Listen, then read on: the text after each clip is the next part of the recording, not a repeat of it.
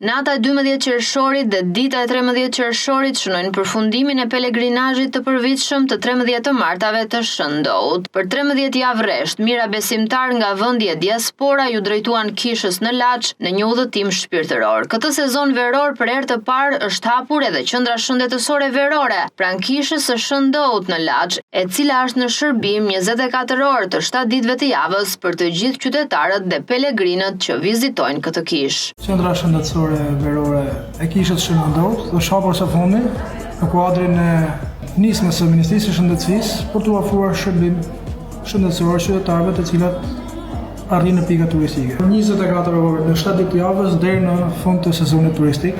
Kjo qendër shëndetësore ofron shërbimet bazike të një qendre shëndetësore dhe duhet vjerë në ndihmë të gjithë pelegrinazhëve që vijnë në kishën Shëndout gjatë këtij sezoni turistik. Në një njoftim në rrjetet sociale, Ministrja e Shëndetësisë Albana Koçiu thotë se shëndeti i çdo vizitori është prioritet, ndaj me ekipin e mjekëve dhe infermierëve janë të gatshëm të ofrojnë kujdesin e nevojshëm në çdo moment.